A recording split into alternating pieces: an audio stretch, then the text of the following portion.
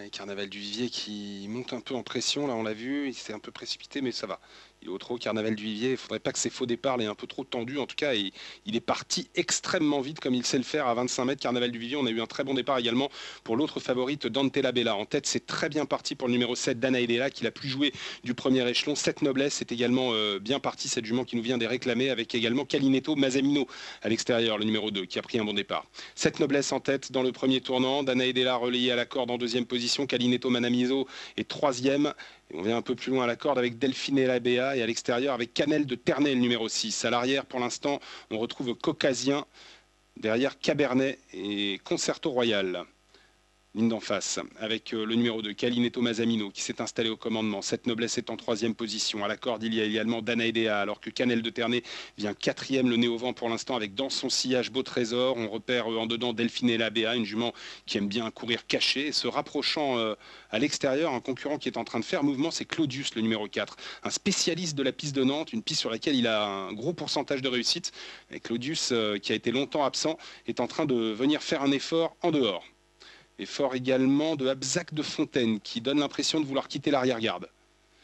Carnaval du Vivier et Dante La Bella, les deux favoris de la course, sont pour l'instant maintenus dans l'expectative à l'arrière du peloton. Calinetto Mazamino qui a le meilleur. Cette noblesse en deuxième position. Claudius est venu troisième, ça a un peu repris devant et Abzac de Fontaine en profite pour se rapprocher, à l'image également de Boy Durib, un énorme outsider, le numéro 5, qui essaye de regagner du terrain. Caucasien, le numéro 11, a également quitté l'arrière du peloton.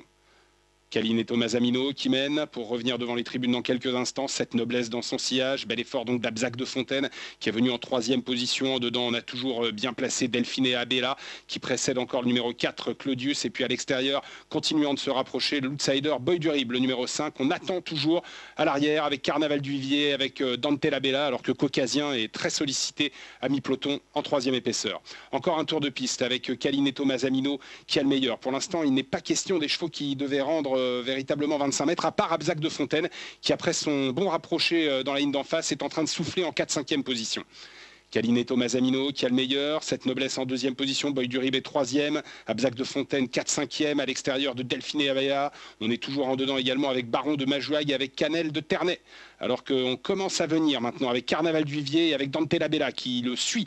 Les deux favoris qui s'emboîtent le pas dans la ligne d'en face dans le dernier kilomètre. Calinetto Mazamino, un peu tendu depuis quelques hectomètres maintenant, mais qui a toujours confortablement le meilleur. Cette noblesse en deuxième position, Boy Durib est troisième devant Delphine Labéa, le numéro 8, alors qu'on a toujours à l'extérieur Dana Edela qui a eu un très bon parcours, le numéro 7, qui vient dans le sillage d'Abzac de Fontaine. On continue de venir à l'extérieur avec Carnaval du Vivier et également avec Dante La Bella qui suit exactement la trace de Carnaval du Vivier. Antoine Vils qui a décidé de pister Clément du Val d'Estaing, bientôt les derniers 500 mètres, avec Abzac de Fontaine qui quitte le sillage de Boy Durib et qui va attaquer maintenant Calinetto Mazamino qui contrôle toujours à la corde. Cabernet est également bien venu en 4-5e position, mais en épaisseur dans son sillage. Carnaval du Vivier et Dante La Bella, les deux favoris qui vont devoir sprinter redoutablement, mais ça on sait que Carnaval du Vivier, sprinter c'est son truc, il est capable d'aller très vite sur 300-400 mètres et la course poursuite est engagée avec Carnaval du Vivier qui vient complètement dehors maintenant et qui semble aller mieux que les autres. Carnaval du Vivier qui va ne faire qu'une bouchée de ses adversaires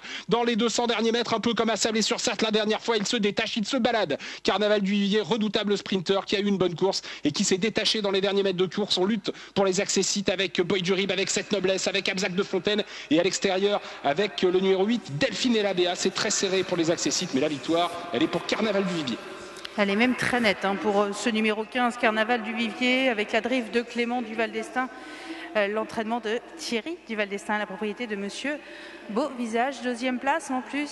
Après, c'est difficile à déterminer, Alexis. Cette noblesse. Alors je dirais le 15 devant le 16, le 5, le 16 et le 8, Audrey. A priori, c'est l'ordre qu'on aurait 15, 16, 5, 16, 5 et 8, mais sous réserve de photographie. En tout cas, la victoire Carnaval du Vivier.